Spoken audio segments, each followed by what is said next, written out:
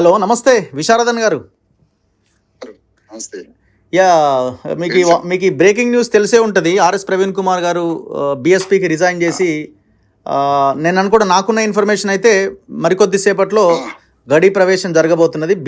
BRS పార్టీలో చేరబోతున్నారు. ప్రవేశం ఏంటి? ఆయన గడిలోనే ఉన్నాడు 10 ఏళ్ల నుంచి. అంతేనా? గడిలోకి ప్రవేశం కాదు.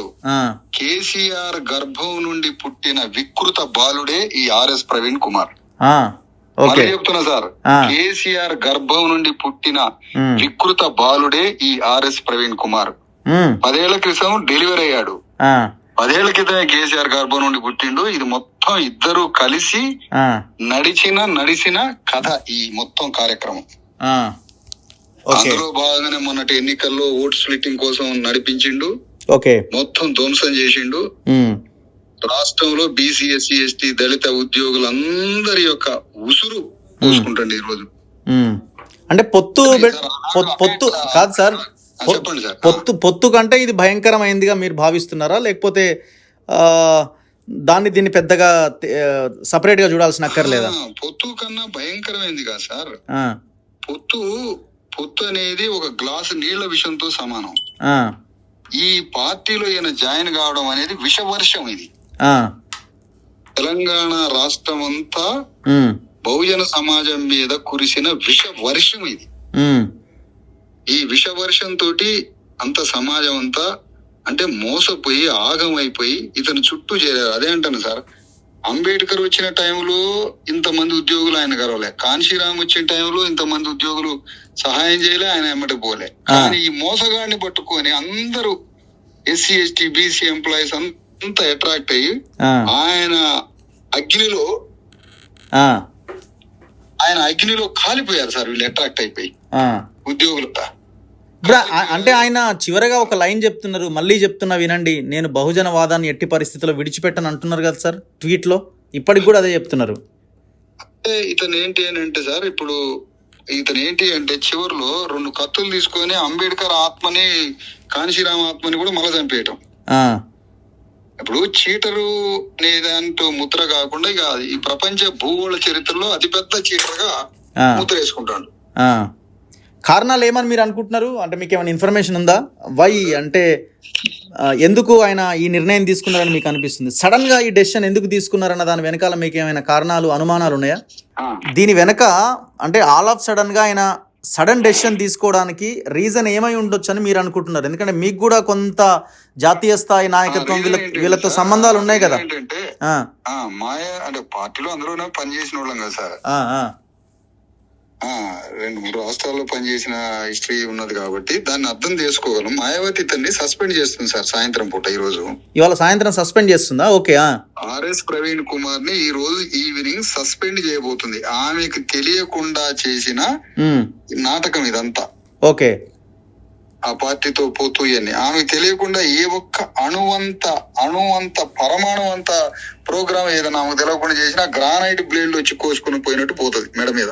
ఆమెకు తెలియకుండా ఎట్లా చేస్తారు సార్? ఒక స్టేట్ లో ఆమె పార్టీ అధ్యక్షురాలు, పొత్తు వ్యవహారము కరెక్టే. కానీ అక్కడ ఏమైందంటే మధ్యలో కమ్యూనికేషన్ ఇదంతా ఒక రాంగ్ లైన్ లో పోయి ఇక్కడ ఒక ఇన్ఛార్జిని పట్టుకున్నాడు. ఆ ఇన్ఛార్జిని తన వైపు తిప్పుకొని ఇక్కడ ఈయన చేసిన కరప్షన్ అంతా, తెలంగాణలో ఎన్నికల్లో చేసిన వ్యాపారం అంతా ఆ పైనుంచి వచ్చినటువంటి హలో సార్ వినబడుతుంది, చెప్పండి. ఆ పైనుంచి వచ్చిన ఒక కోఆర్డినేటర్ తోటి కలిసి చేసినటువంటి వ్యాపారం ఇది. ఎవరైనా రామ్జీ గౌతమా ఆ లావాదేవీలో ఇతను ప్రొటెక్ట్ చేసుకుంటూ మాయావతి దగ్గర ఏదో కొంత కవర్ చేస్తామని చెప్పారు. కానీ అది విఫలమై వికటించి చివరికి మాయావతి చేతిలో సాయంత్రం సస్పెండ్ కాబోతున్నాడన్న వార్తని అందుకొని ముందుగానే ఇక డైరెక్ట్ ఈ సంబంధం ఏదో డైరెక్ట్ గా పోతున్నాడు. ఓకే. అంటే నేను అనుకోవడం, ఆయన ఒక లైన్ చెప్పినారు ట్వీట్ లో ఏమన్నారంటే, బీఆర్ఎస్ బీఎస్పీ పొత్తు కుట్ర, అంటే పొత్తుని భగ్నం చేయడానికి పెద్ద కుట్ర జరుగుతుంది, అది బీజేపీ చేస్తున్నది అని ఒక లైన్ వాడినారు ఆయన. బీజేపీ శక్తి ముందు ఆర్ఎస్ ప్రవీణ్ ఎంత సార్? అసలు వీళ్ళిద్దరి కలయికని బీజేపీ అనేది అసలు తీసుకుంటుందా సార్? ఒక డస్ట్ తో సమానం. ఓకే కాదు ఇక్కడ ఈయన శక్తి. ఈయన మొన్న ఓట్లలో ఈయనకి 150,000 ఓట్లు ఈయనకు తగ్గినాయి కదా ఈయన రాష్ట్ర అధ్యక్షుడు అయినాక. కాబట్టి ఈయన శక్తి ఏముంటదని ఇది ఒక పెద్ద బోగస్ స్టేట్మెంట్ సార్. ఆయన ఏంటంటే ప్రజల్ని అతిపెద్ద ఆకాశం అంత అబద్ధాలతో ట్రాప్ చేస్తుంటాడు అతను.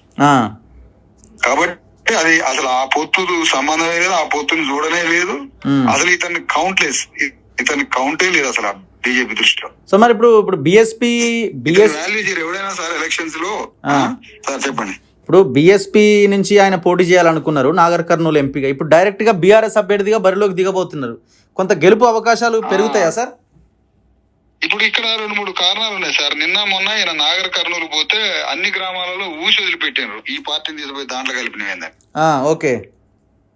అన్ని గ్రామాలలో తీవ్ర వ్యతిరేకత వచ్చింది. వ్యతిరేకత వచ్చిన తర్వాత ఇక అక్కడ ఉన్న వాళ్ళంతా అక్కడ ఉన్న మన దళితులు బీసీ వర్గాలు ఎవరైతే కొంత ఈయన ఫాలో అవుతున్నారో ఎవరు మేము ఓటేయమని చెప్పారు.